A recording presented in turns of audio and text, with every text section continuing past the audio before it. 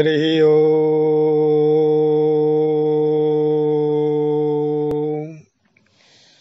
अश्री मार्गशीर्ष मासे शुक्ल पक्ष एकादशी व्रत कथा।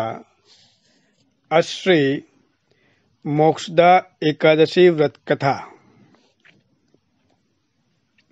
आज हम मार्गशीर्ष मास में शुक्ल पक्ष में जो एकादशी आती है, जिसको कि मोक्षदा एकादशी कहते हैं, वैकुंठी एकादशी भी कहते हैं, और इस दिन भगवान श्री कृष्ण ने लगभग 5000 वर्ष पूर्व धर्मक्षेत्र कुरुक्षेत्र में अर्जुन को श्री गीता जी का उपदेश दिया था, इसलिए इसको गीता जयंती भी कहते हैं। तो इस पवित्र एकादशी की कथा का हम आज श्रवण करेंगे। एक समय श्री युधिष्ठिर जी ने भगवान श्री कृष्ण से पूछा कि हे माधव, हे केशव, आप मुझे मार्गशीर्ष मास में शुक्ल पक्ष की जो एकादशी आती है उसकी कथा का श्रवण कराइए। भगवान श्री कृष्ण बोले, युधिष्ठिर, बहुत उत्तम प्रश्न आपने किया। अब ध्यान से सुनिए। मार्गशीर्ष मास में शुक्ल पक्ष की जो एकादशी आती है उसको मोक्षदा एकादशी कहते हैं। यह एकादशी पितरों को मोक्ष देने वाली है। इस संबंध में एक प्राचीन इतिहास है, ध्यान से सुनो। प्राचीन समय में एक राजा थे जिनका नाम वैखानस था।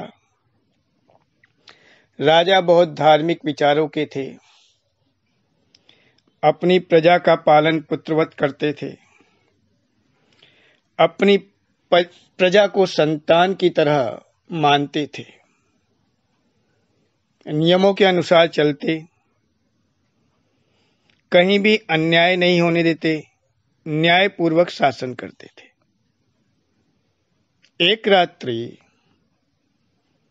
अचानक ही राजा को स्वप्न में अपने पिता दिखाई दिए और उनके पिता स्वप्न में उन्हें ये कह रहे हैं कि हे पुत्र, मैं नरक की यातना भोग रहा हूं, मुझे यहां से छुटकारा दिलाओ। हे पुत्र, मुझे नरक की यातना से छुटकारा दिलाओ। स्वप्न को देखते ही राजा चौंक कर उठ गए। फिर उस रात्रि उन्हें नींद नहीं आई।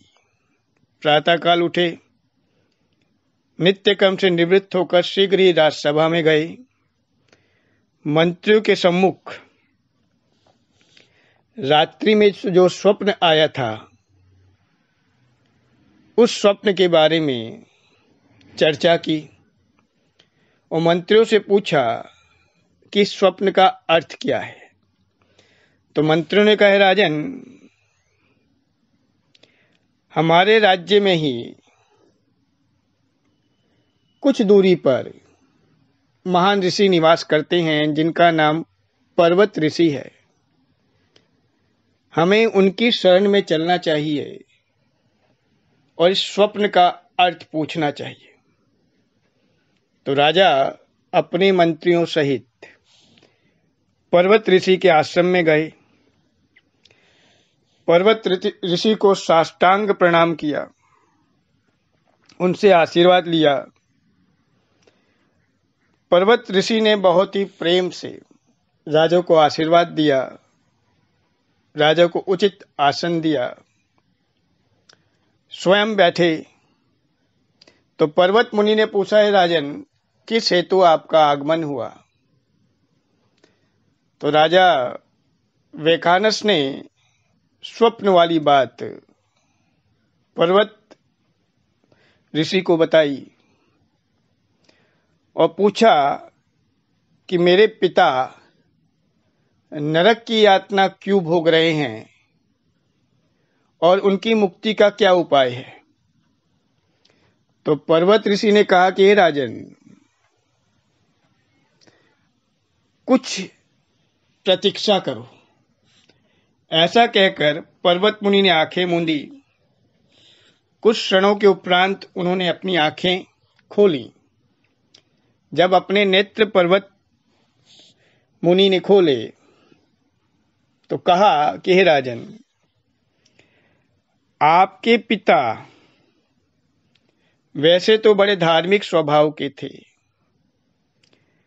लेकिन उन्होंने एक बार नारी का अपमान किया। आपके पिता की अनेक रानियां थीं, उनमें से एक रानी का आपके पिता ने घोर अपमान किया, क्योंकि शास्त्रों में कहा गया है कि जो नारी का अपमान करता है वो नरक का भागी बनता है। शास्त्रों में कथन है, यत्र नार्यस्तु पूज्यन्ते रमन्ते तत्र देवताः, यत्रे तास्तु न पूज्यन्ते सर्वास तत्राफलः क्रिया।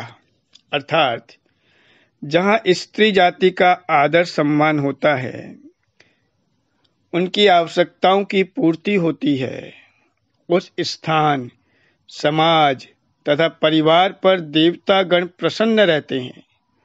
और जहाँ ऐसा नहीं होता, उनके प्रति अपमान का भाव रहता है, वहाँ पर देव कृपा नहीं रहती। वहाँ कोई भी कार्य पूर्ण और सफल नहीं होता। हे राजन, जिस कुल में पारिवारिक स्त्रियां दुर्व्यवहार के कारण शोक संतप्त रहती हैं, उस कुल का शीघ्र ही विनाश हो जाता है, उसकी अवनति होने लगती है। इसके विपरीत जहां नारियों का सम्मान होता है, वहां उस कुल की प्रगति होती है। राजन, अतः ऐश्वर्य और उन्नति चाहने वाले व्यक्तियों को चाहिए कि वे पारिवारिक संस्कार एवं कार्यों में और विभिन्न अवसरों पर स्त्रियों का सम्मान करें। जिस कुल में स्त्रियां संतुष्ट रहती हैं, वो कुल प्रगति करता है, फलता और फूलता है। तो हे राजन, आपके पिता द्वारा अपनी एक पत्नी का अपमान हुआ, जिस अपमान के फलस्वरूप आपके पिता नरक के भागी बने। तो राजा वेखानस ने पूछा कि हे महाराज, मैं अपने पिता को मुक्ति कैसे दिला सकता हूं, क्योंकि संतान का यह कर्तव्य है कि वे अपने माता पिता के प्रति जो उसके कर्तव्य है उन्हें पूर्ण करें। तो मैं अपने पितृ ऋण से कैसे मुक्त हूं? तो पर्वत मुनि बोले कि हे राजन, अभी कुछ दिनों के बाद ही मार्गशीर्ष मास में शुक्ल पक्ष की एकादशी आएगी, जिसको कि मोक्षदा एकादशी कहते हैं। ये एकादशी बहुत पवित्र है। जो व्यक्ति अपने पितरों का कल्याण चाहता है, उसे इस एकादशी का व्रत अवश्यमेव करना चाहिए। तो हे राजन, आप इस एकादशी को व्रत को करिए और इसके फल को अपने पिता को दे दीजिए, जिससे उन्हें मुक्ति प्राप्त होगी। पर्वत मुनि ने ऐसा उपदेश राजा वेखानस को किया। राजा वेखानस ने पर्वत मुनि को साष्टांग पुनः प्रणाम किया, चरण स्पर्श किए। पर्वत मुनि ने आशीर्वाद दिया। राजा वेखानस अपने राज्य में आए और जब मार्गशीर्ष मास की शुक्ल पक्ष की मोक्षदा एकादशी आई, तब राजा ने बहुत विधि विधान के साथ मोक्षदा एकादशी का व्रत किया। द्वादशी को व्रत का पारण किया और उस एकादशी के फल को संकल्प लेकर अपने पिता को अर्पित किया। जैसे ही यह फल अर्पित किया, वैसे ही उनके पिता को नरक से मुक्ति मिली और वह स्वर्ग जाने लगे। स्वर्ग जाते हुए उन्होंने अपने पुत्र को आशीर्वाद दिया कि हे पुत्र, आज तुमने अपना जीवन सफल कर लिया और मुझे मुक्ति प्रदान की, तुम्हारा कल्याण हो। इस प्रकार राजा वेखानस के पिता को मुक्ति प्राप्त हुई।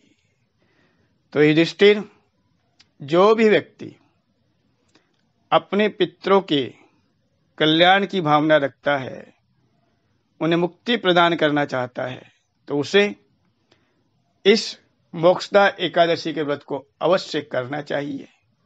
ये मोक्षदा एकादशी पितरों को मुक्ति प्रदान करने वाली और मनुष्यों के पुण्य को बढ़ाने वाली है। इसलिए यथासंभव व्यक्ति इस एकादशी के व्रत को अवश्य में करे। इस प्रकार मोक्षदा एकादशी व्रत कथा संपूर्ण हुई।